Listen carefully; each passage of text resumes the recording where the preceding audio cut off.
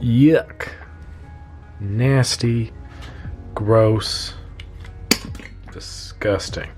So I'm going to probably, maybe, I don't know what I'm doing, do some quick, well, like quick hitter videos, like, hey, this is some easy stuff. I already have one recorded, hopefully posted at the time of this posting. This is for kind of general battery cleanliness. Now, in all likelihood, oh my god, this is disgusting. In all likelihood, and my hearts and prayers go out to all of you, you will not have to ever encounter this. To be safe and to be smart, I'm gonna put some gloves on, which will be the first time I've ever handled all this corrosion with gloves, which I think is like the proper way to do it. I was telling my friend the other night I was using the poison solder on a K1000 contact, and it's like, oh, do you wear a mask? And I was like, good idea. Thought has not crossed my mind, but we're moving forward. It's 2022. We're going to be better than what we are now. Okay, that's. Mm.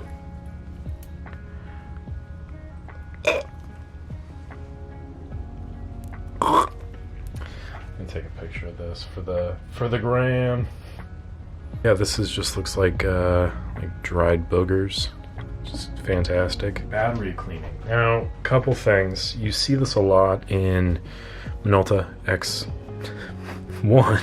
For one, you see it a lot in Minolta X700s, and two, you see it a lot in like T50s. You can also see it in F100s. What else is there? T70s, obviously, it's basically the same thing.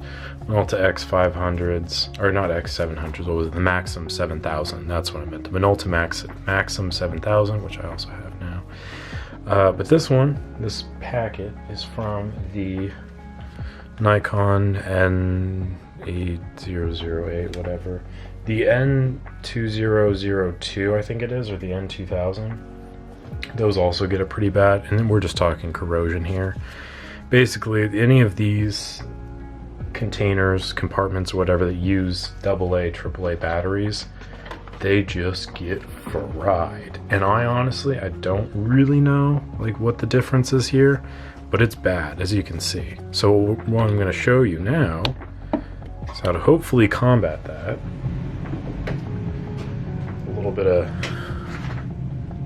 cleaning. So we can see, I've mentioned this before, but there's like a chemical reaction to the vinegar and the corrosion, which is a good sign. We're just trying to clean the contact. I think a couple things to note. If you're doing this, one, wear gloves like I am. This is actually one of the few instances where I can say, do as I do, and not just do as I say, not as I do. So there's that. But also, understand that this might not be the only fix. A lot of the point and shoots, like the Canon Sure Shot, the Auto Boy, whatever they're called, they have a lot of corrosion in them, and yeah, you can clean off the little contact lid till you're blue in the face and blue in the hands and whatever other orifices of your body you want to be blue in. Cue, I just blew myself clip. But at the end of the day, once the corrosion gets into the inner workings of the camera, apart from taking apart the camera entirely and working on it there's really not much one can do about it. And even then, trust me, Canon Sure Shots or whatever, I cleaned out the contacts and then noticed that the inside was just fried. So then I tried taking it apart and looking at it, and all the electronics was like, it just looked like a coral reef in the camera, basically. And at that point, regardless of like how cool the camera is or like how much it could potentially be worth if it works, it's like you're not really dealing with a simple clean anymore. You're dealing with a full rebuild, and in my opinion, it's just not worth it. This one seems like it's okay. Like we can look down in there, potentially. You can see the contacts in there look fairly nice. This is not a camera that I would buy or really recommend anyone buys, just because I really don't, like, it's just so fucking heavy. Which, fine if you're into that kind of thing, but no thanks. I just personally really shy away from the cameras that require AAA or AA, AAA batteries. Any of those, I'm very not okay with, because you never know. I went on a walk with somebody a little bit ago, and he had an F100. And I've seen F100s before. I've yet to see one that like works 100%.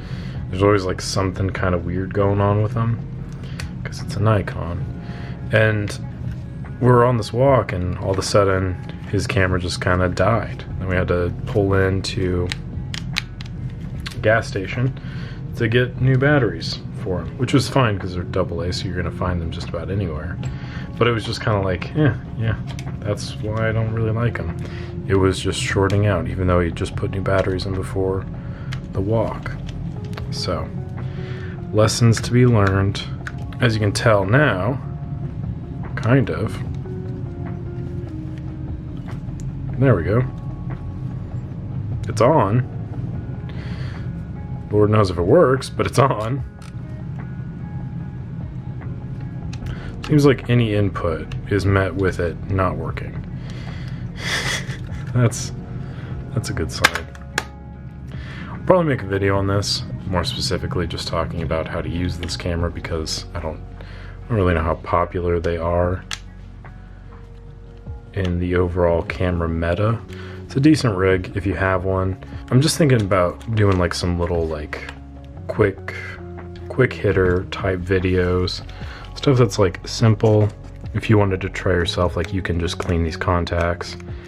And this isn't going to be a cure-all. Like, as you can tell, it's still not working now. It might just need to wake up a little bit, or it might just be dead and I need to get over it.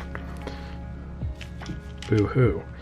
But, and instead of spending your hard-earned money sending it out to me or somewhere else where we're just gonna do this basically, maybe you could take a look at it, clean it, see if that's the solution. Again, this isn't going to be a, you know, cure-all for everything, but at the very least, it's some place to start and, you know, help you learn a thing or two. So I just use diluted white vinegar. And that seems to do the trick for cleaning it off. And then some kind of like flathead screwdriver or scraping mechanism to get the harder gunk off, because sometimes it grows. Oh, look at that. That's, oh my god, you're kidding me.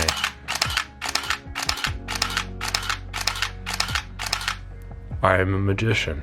That's all there is to it. Well, great, now I've got a kind of working Nikon. Huh, that's horrifying. So yeah, as you can tell, the fix worked. And I guess this is probably a better end to the video, where you can actually see that something as simple as that does have clear and obvious benefits. I'm kind of concerned that this area here is just going to be electrocution city, but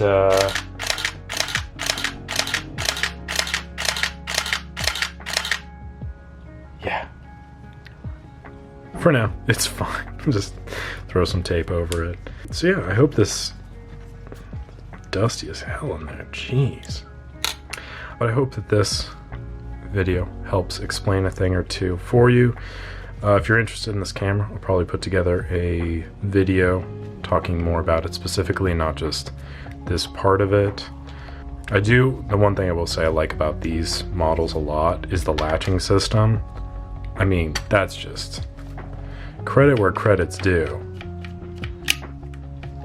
This is fantastic. Anyway, that is it. The Nikon N8000 plus, like any battery compartment really that has a lot of buildup like that, you can definitely try this out with. I would say try that out first. If you're dealing with a K1000, a lot of corrosion, try that out. Maybe it'll help. There's likely other issues, but still. AE1, maybe it would help. What other things are there? The OM ones, I'd be kind of iffy on that just because of where the battery hits, the battery wire hits the contact. That probably will need a lot more TLC. But you know, anything is worth a shot. I would say try first. Shoot me an email or comment down below if you have any questions about like any specific issues that you're having with your camera, and then we can go from there. But I would say give this a shot. I hope it helps. I hope you learned something. If you have any ideas for like other little quick hitter video idea types, comment those down below as well. I've got a couple others in mind, so subscribe to the channel so you don't miss out any further content. Thank you again for watching. Catch you on the next one.